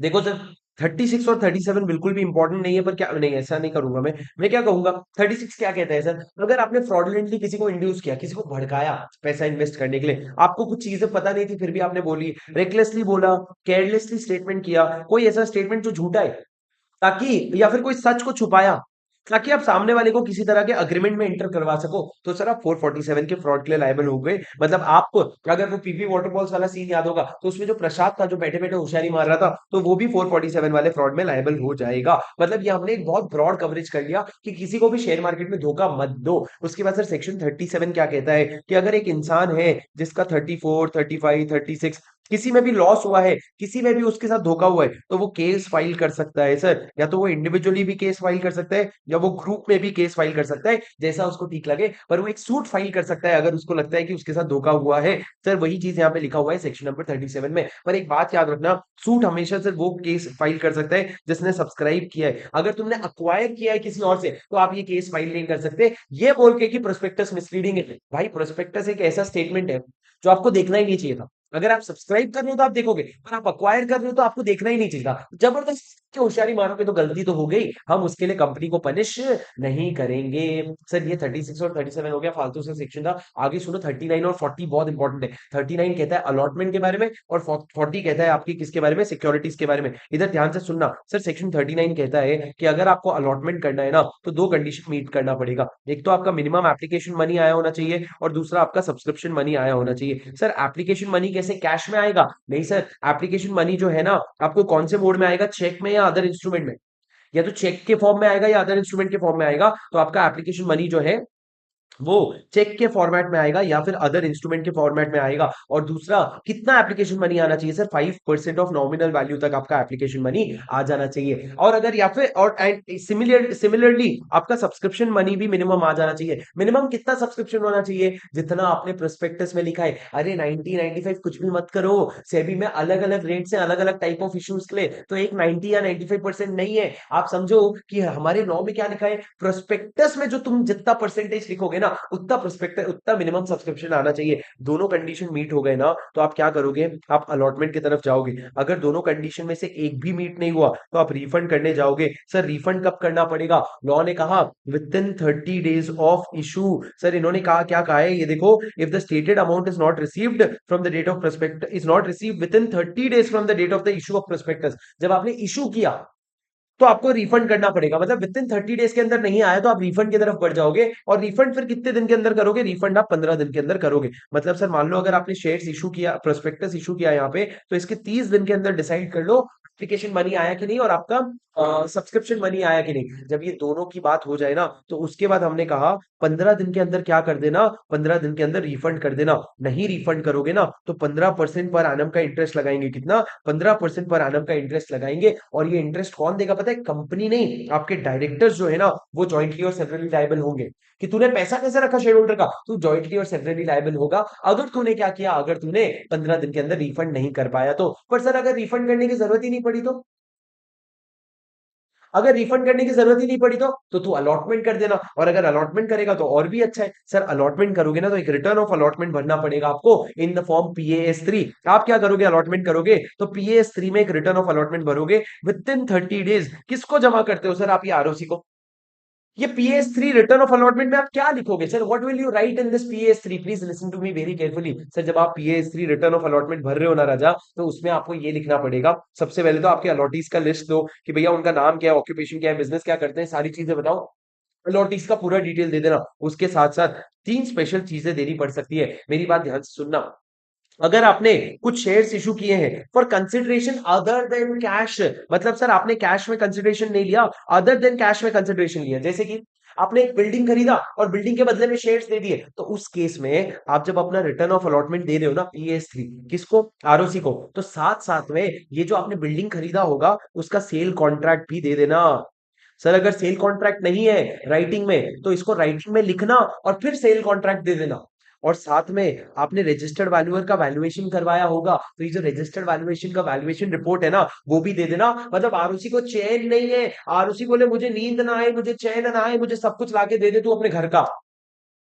ठीक है, ये कब, जब आप shares for consideration other than cash issue कर रहे हो। राजा रिवीजन है, I am expecting that you are already aware of the content that we are studying. You are here to revise, you are not here to learn. If you are here to learn, then you will have to pause, read, learn, pause, read, listen, learn, बार बार करना पड़ेगा। But I am hoping that आप यहाँ पे revision के point of view से आए हो, तो आपको ये चीजें पता है, आपके दिमाग में है। रिविजन करने आए हो, विजन बनाने नहीं आए हो। पर बना भी रहे हो तो स्लो चलो, पर अगर नहीं बना रहे हो, पॉज आप अपने एंड पे करके चलो। पर राजा रिवीजन है, इससे ज्यादा स्लो। मैं ये एग्जाम पॉइंट ऑफ व्यू से रिवीजन करवा रहा हूँ कि जब एग्जाम आएगा उस दिन रिवीजन इस तेजी से होनी चाहिए, तब जाके एक दिन में सिलेबस पढ़ पाओगे राजा।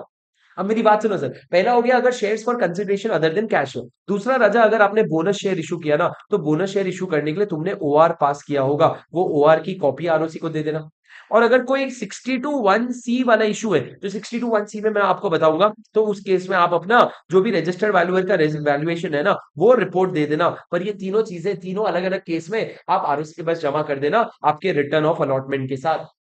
अगर आपने सेक्शन 39 का डिफॉल्ट किया, मतलब इस सेक्शन का डिफॉल्ट किया, तो आप पे पेनल्टी लग जाएगी, जो लिखी हुई है पेनल्टी आप देख लेना, उसमें मेरा कोई वैल्यू ऐड नहीं है आप लोगों के लिए, ठीक है। ये चीज मैंने मस्त एकदम डब्बे में बना के दी है सर। एक बार आईसीआई मॉड्यूल से पढ़ोगे ना, तो पता चलेगा कितना कॉम्प्लिकेटेड है, जो हमने अल्टीमेट सोल्यूशन में उसको क्या कर दिया है, सिंप्लीफाई कर दिया है। अब दोस्तों सेक्शन 40 कितनी इंपॉर्टेंट, देखो क्वेश्चन नंबर 13, 14, 15 क्वेश्चन बैंक का तीनों इससे है। और इसका मतलब ये नहीं कि सिर्फ 3 बार आया है, ये 3 क्वेश्चन अलग अलग है, उसमें कितने अटेम्प्ट होंगे वो तो मैं बता भी नहीं सकता। सुनो सर क्या है, ये कहता है कि जब भी आप अपना प्रोस्पेक्टस इश्यू करने जाओ ना, उसके पहले यू अप्लाई टू वन और more recognised stock exchange and get their permission. आपको एप्लीकेशन देना पड़ेगा वन और मोर रिकॉग्नाइज्ड स्टॉक एक्सचेंज के एंड ऑब्टेन परमिशन। अब दोस्तों एक बात याद रखना, मेरे को एक बात बताओ, अगर सर मैंने एनएससी को और बीएससी को दोनों को एप्लीकेशन दिया था, एनएससी ने हाँ बोल दिया, मतलब मेरे पास एक जगह है जहां पे मैं शेयर्स अभी ट्रेड कर सकता हूं, पर बीएससी ने मेरे को मना कर दिया, तो क्या मैं प्रोस्पेक्टस इशू कर सकता हूँ कि नहीं कर सकता हूँ? करना एक या एक को भी करते तो चलता, दो को कर दिया, तो एक ने हाँ बोल दिया, एक ने मना कर दिया। लॉ कहता है भैया इस केस में तू आगे नहीं बढ़ सकता। क्यों? क्योंकि अगर तूने दो को अप्लाई किया ना, तो दोनों का अप्रूवल लेना जरूरी है। अप्लाई टू मोर और वन और more stock exchange and obtain permission, मतलब उनका परमिशन लगेगा ही लगेगा, उसके बिना तू आगे नहीं बढ़ सकता। सर अगर आपने एप्लीकेशन दे दिया है और एप्लीकेशन अभी तक पेंडिंग है, तो आप ना नेम बता देना कि कौन कौन से सिक्योरिटीज के लिए एप्लीकेशन दे रखा है। Also state the name of recognised stock exchange जहां पे आपके शेयर्स डील होंगे, जैसे कि मैंने आपको पेटीएम का दिखाया था, वहां पे एनएससी और बीएससी लिखा हुआ था।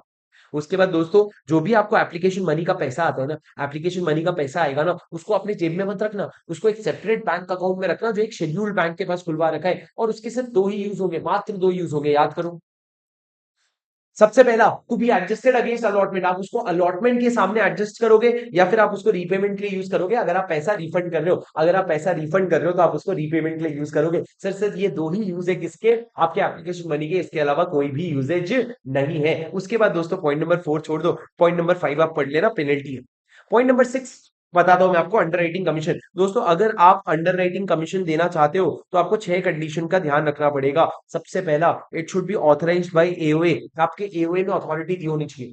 दूसरा, आपका रेट ऑफ कमीशन क्या होगा सर, मैक्सिमम कितना होगा? शेयर्स के केस में 5% और डिबेंचर्स के केस में 2.5%, और एओए का rate which ever is lower, rate of this rate of issue price. ये याद रखना कि जो रेट्स है ना, ये इशू प्राइस का है, मतलब अगर आपका फेस वैल्यू 10 रुपए है और शेयर्स आप इशू कर रहे हो 1000 रुपए में, तो ये जो परसेंटेज है ना, ये इशू प्राइस का है, ना कि फेस वैल्यू का। तीसरा दोस्तों, आपको ना डिस्क्लोजर नहीं, डिस्क्लोजर के भी पहले क्या कंडीशन है, थर्ड कंडीशन ये है कि आपको, हाँ डिस्क्लोजर ही थर्ड नहीं, डिस्क्लोजर नहीं, सेकंड वाला, सोर्स, आपका सोर्स क्या होगा पैसों का, सोर्स जो दोगे ना अंडर राइटिंग कमीशन, कहां से दोगे? या तो तुम प्रोसीड्स में से दे देना, ये वाले जो पैसे आए हैं, या फिर आप अपने प्रॉफिट में से दे देना, जैसा आपको ठीक लगे। उसके बाद दोस्तों 3 पॉइंट्स बेसिक है कि आपको डिस्क्लोजर देना पड़ेगा। डिस्क्लोजर क्या दोगे तुम? आपको डिस्क्लोजर देना पड़ेगा, अंडर राइटर कौन है, कितने शेयर अंडर राइट कर रखा है, क्या कमीशन लेगा, क्या टर्म्स एंड कॉन्ट्रैक्ट है, सारे आपको डिस्क्लोज करने पड़ेंगे। अब दोस्तों अंडर राइटिंग कमीशन नहीं दे सकते अगर आप शेयर्स पब्लिक को इशू नहीं कर रहे हो। मान लो अगर आप प्राइवेट प्लेसमेंट कर रहे हो, तो आप अंडर राइटिंग कमीशन नहीं दे सकते। And last and the most important point, under writing agreement जो भी है ना, वो आप आरओसी के पास फाइल करोगे। कब फाइल करोगे? जब आप अपने प्रोस्पेक्टस को रजिस्ट्रेशन के लिए भेज रहे हो ना, तभी फाइल कर दोगे। सर ये एमसीक्यू में आया था, तब किसी को ध्यान नहीं आया था क्या, कि आप जब अंडर राइटिंग कमीशन फाइल करोगे, सर आप अंडर राइटिंग अग्रीमेंट कब फाइल करोगे? जब आप अपने प्रोस्पेक्टस को रजिस्ट्रेशन पे दे रहे हो ना, तभी आप अंडर राइटिंग अग्रीमेंट भी फाइल करोगे। सर ये पूरा का पूरा अंडर राइटिंग के 6 पॉइंट्स हो गए, और यही 6 पॉइंट्स यहाँ पे लिखे हुए हैं। उम्मीद है आपको मेरे साथ साथ याद हो रहा है। सर एक लास्ट क्वेश्चन का जवाब दो, क्या मैं अंडर राइटिंग कमीशन कैश में देने की जगह, मेरी एक प्रॉपर्टी है, क्या वो मैं अपने अंडर राइटर के नाम कर दूं? अंडर राइटिंग कमीशन कैश में देने की जगह, मेरी एक प्रॉपर्टी है, क्या उसको मैं अंडर राइटर के नाम कर दूं? उन्होंने कहा इस तरीके से अंडर राइटिंग कमीशन आप कैश या काइंड में दे सकते हो, हमने तो कोई रिस्ट्रिक्शन नहीं लगाया, तो तुम दे सकते हो, कोई लोड ही नहीं है। मैंने बोला लोड ही नहीं है, गलत नहीं सुनाई दिया ना? हाँ,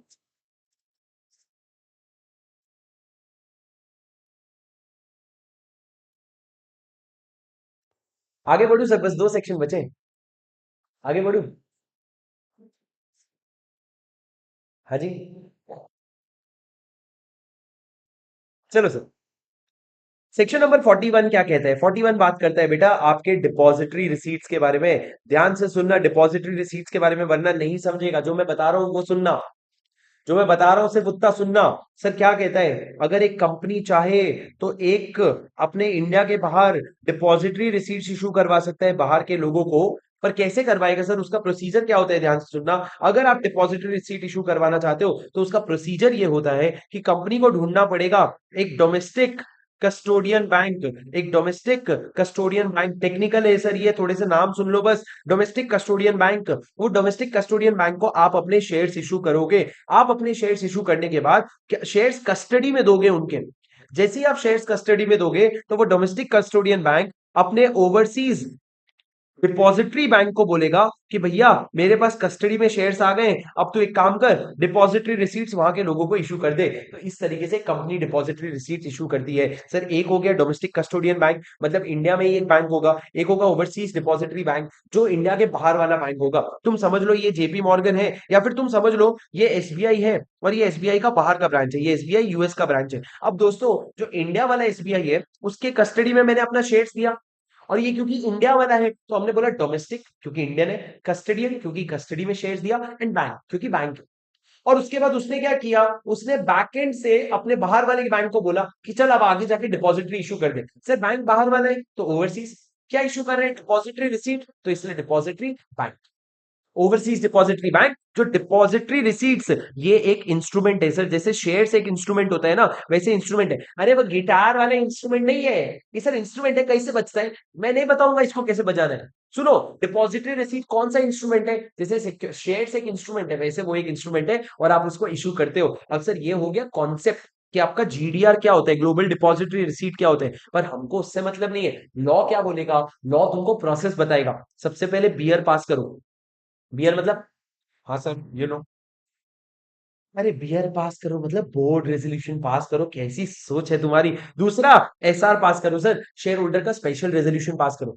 सर स्पेशल रेजोल्यूशन किस चीज के लिए, डिपॉजिटरी रिसीट के लिए कि ये शेयर्स को इशू करने के लिए? उन्होंने बोला वैसे तो देख भाई, एसआर डिपॉजिटरी रिसीट के लिए लगता है, पर एक बार तूने एसआर शेयर्स इशू करने के लिए दे दिया ना, तो उसी एसआर में आपका डिपॉजिटरी रिसीट भी इशू हो जाएगा। मतलब जब आप अपने शेयर्स कस्टडी में दोगे किसी बैंक के, तो उसके लिए भी एसआर लगेगा ना। तो जब वो एसआर पास करोगे तो इसका मतलब ये है कि मैंने डिपॉजिटरी रिसीट के लिए एसआर पास कर लिया है। उसके बाद दोस्तों, ये आपका बोर्ड रेजोल्यूशन हो गया, स्पेशल रेजोल्यूशन हो गया। उसके बाद तीसरा, आप अपने शेयर्स कस्टडी में दोगे कस्टोडियन बैंक के, और फिर उसके भरोसे डिपॉजिटरी बैंक जो है इंडिया के बाहर डिपॉजिटरी रिसीट्स इशू कर देगा। सर ये जो डीआर इशू करते हैं ना, जिनके पास डीआर होता है ना, वो भी आपकी कंपनी के मेंबर्स ही होते हैं, और वो भी आपकी कंपनी में वोट कर सकते हैं। वोट कैसे डिपेंड करेगा sir, DR is to shares के रेशियो पे। डीआर इज टू शेयर्स के रेशियो पे, मतलब अगर 10 शेयर लेकर के आप एक डीआर इशू कर रहे हो, मतलब एक डीआर 10 शेयर के बराबर है, तो एक शेयर पे एक वोट होता है, तो एक डीआर पे 10 वोट होगा। तो वो कन्वर्जन रेशियो के हिसाब से आपके मेंबर्स जो है वो वोट कर सकते हैं। ये पॉइंट हो गया सर डिपॉजिटरी रिसीट का। इसमें कुछ नया पॉइंट और होगा तो मैं बता दूंगा, पर इतना ही है मोस्टली। हाँ सर, एक पॉइंट और है, कंप्लायंस रिपोर्ट का। आप जब आप डिपॉजिटरी रिसीट इशू करते हो ना, तो बहुत सारे कंप्लायंसेस होते हैं। मेरी तरफ देखो सर, बहुत सारे कंप्लायंसेस होते हैं। तो जब बहुत सारे कंप्लायंसेस होते हैं ना, तो उसके लिए आपको एक मर्चेंट बैंकर या फिर सीएस को हायर करना पड़ता है। वो आपका पूरा कंप्लायंस रिपोर्ट बनाएगा और कंप्लायंस रिपोर्ट बना के बोर्ड मीटिंग में रख देगा। जब भी डिपॉजिटरी रिसीट हो गया इशू, उसके बाद आपका जो बोर्ड मीटिंग होगा उसमें वो कंप्लायंस रिपोर्ट रख देना।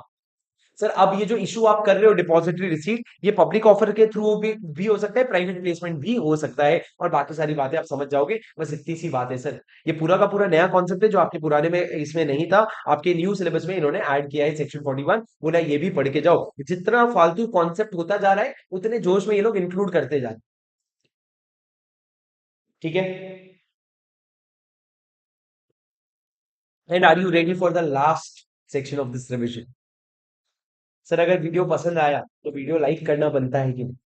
अगर यहाँ तक पहुंचे, यहाँ तक मेरी बात सुने, तो फ्री का लाइक नहीं मांग रहा हूँ, मेहनत का लाइक करना बनता है कि नहीं? क्या फर्क पड़ जाएगा सर आपको लाइक करने से? देखो लाइक करोगे तो वीडियो को रीच मिलेगी, आपके जैसे जो भी स्टूडेंट्स है उन तक पहुंचेगा। तो वीडियो को लाइक जरूर कर देना। जाओ रुको और लाइक करके आओ। इस वीडियो का बहुत बेसिक टारगेट रखेंगे हम, सिर्फ 250 लाइक्स के।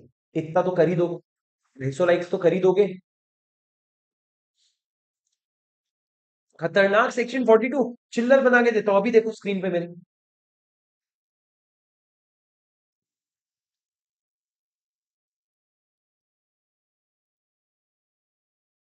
चलो सर।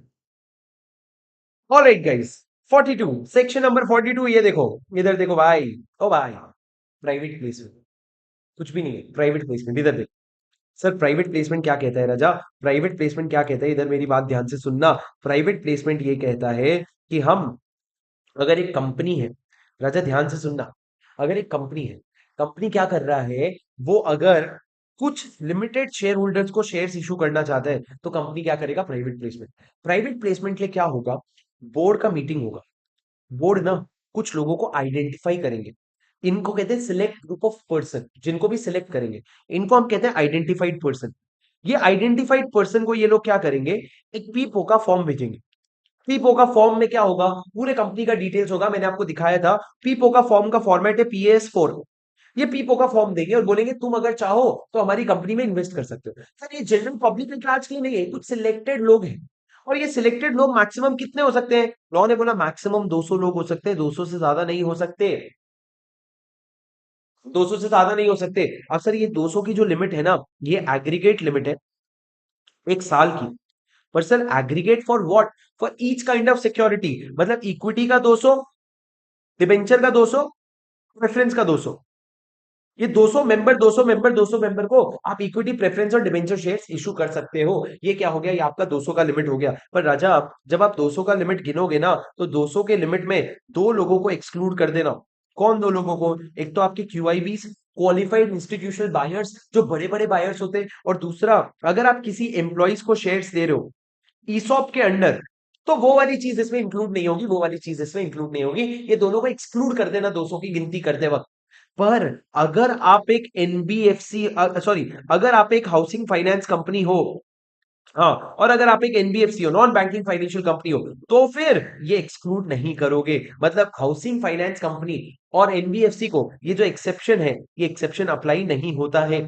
मतलब अगर एक non banking financial company private placement कर रही है, तो 200 मेंबर की लिमिट में इन दोनों को इंक्लूड करना, इन दोनों को इंक्लूड करना। सर ये क्या हो गया? ये लिमिट हो गया, ध्यान रखना, एक साल का एग्रीगेट है और ईच काइंड ऑफ सिक्योरिटीज का अलग अलग है। अब दोस्तों, अगर आपको कंपनी को इस तरह की चीजें करनी है, अगर आपकी कंपनी को आइडेंटिफाइड पर्सन को शेयर्स देना है, तो सबसे पहले आपको बोर्ड रेजोल्यूशन पास करना पड़ेगा। और बोर्ड रेजोल्यूशन में आपको ये नाम डिसाइड करने पड़ेंगे कि किनको किनको हमको पीपो का देना है। जिनका भी नाम डिसाइड हुआ, उनको 30 डेज के अंदर पीपो का भेज देना। जैसे ही बोर्ड ने आइडेंटिफाई कर लिया ना कि राम श्याम राम लखन सीता, इन तीन लोगों से हम क्या करेंगे? पैसे लेंगे, तो राम लखन सीता मैया को आप ये 30 दिन के अंदर पीपो का फॉर्म भेज देना कि भैया हमारी कंपनी में जल्दी जल्दी अप्लाई करो।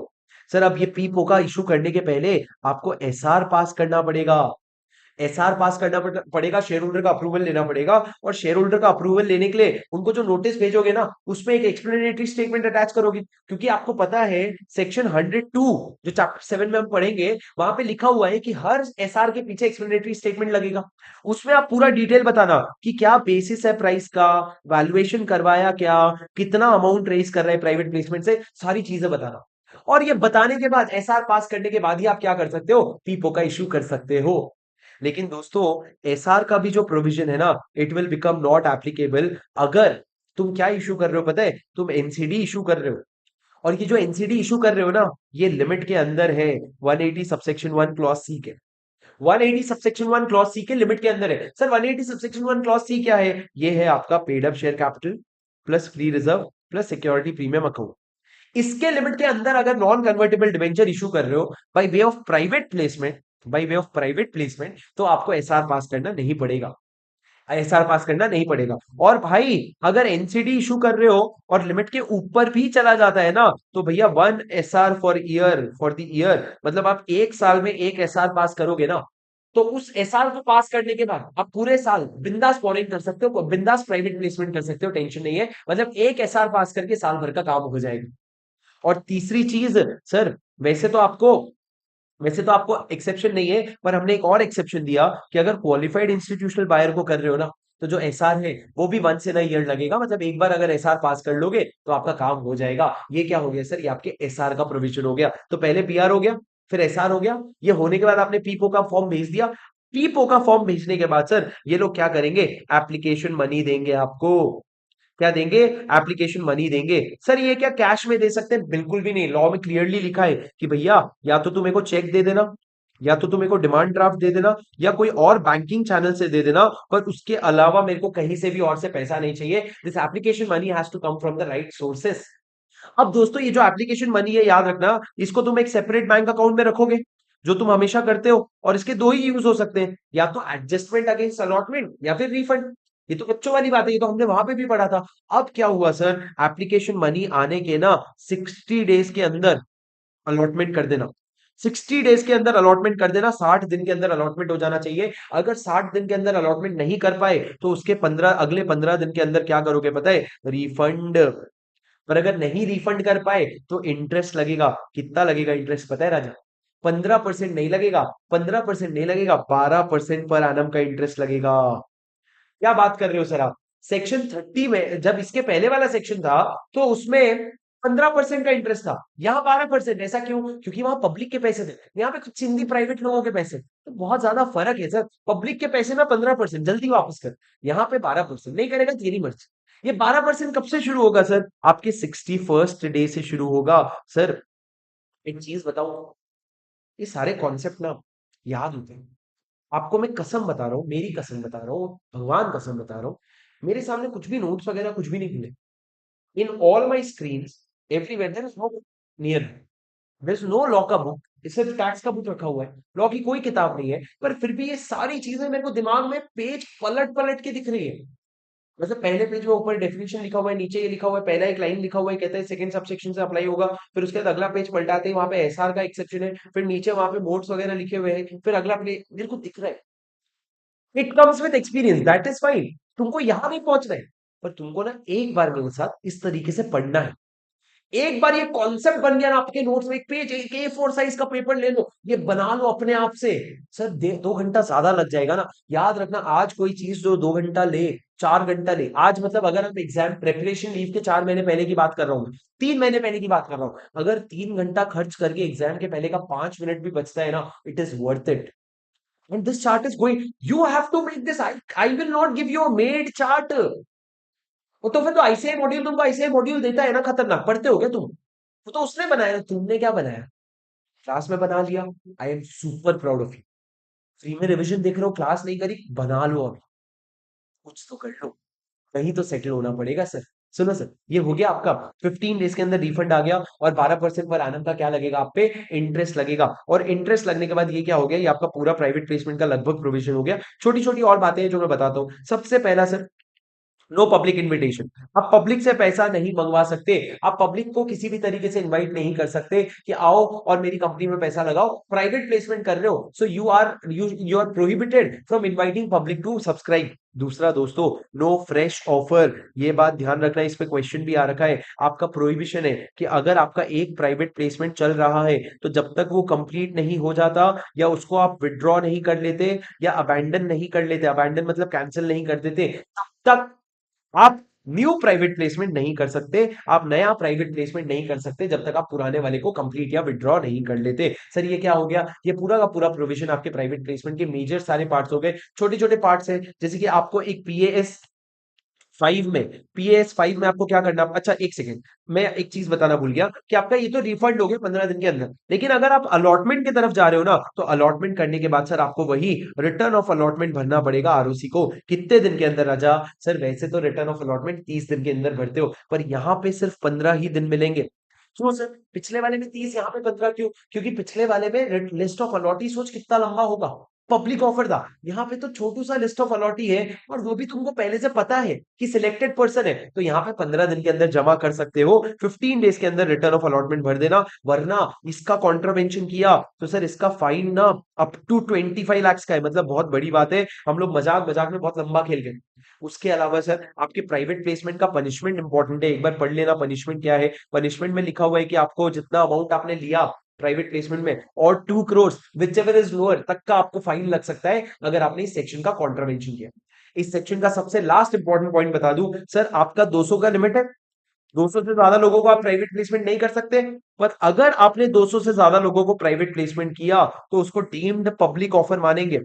और पब्लिक ऑफर मानेंगे तो आपका इस चैप्टर का पार्ट 1 जो है अप्लाई हो जाएगा, चैप्टर का पार्ट 1 अप्लाई हो जाएगा और सारे प्रोविजंस उसके अप्लाई हो जाएंगे। ये क्या हो गया सर? ये आपका पब्लिक ऑफर का पॉइंट हो गया। दोस्तों ये पूरा का पूरा आपके इस चैप्टर का रिविजन था। मैं देख लेता हूँ कुछ पॉइंट छूटा तो नहीं। अरे क्या हो रहा है? ठीक है, ठीक है, ठीक है। सर ये एक अमेंडमेंट आ रखा है, देखो ये एक अमेंडमेंट आ रखा है, प्रोवाइजो, कि जब आप प्राइवेट प्लेसमेंट करते हो तो पर्सन को करते हो ना, वो पर्सन इंडिविजुअल भी हो सकता है या कंपनी भी हो सकता है। तो इन्होंने कहा अगर आप किसी पर्सन को कर रहे हो और वो पर्सन इंडिविजुअल भी हो सकता है या कंपनी भी हो सकता है।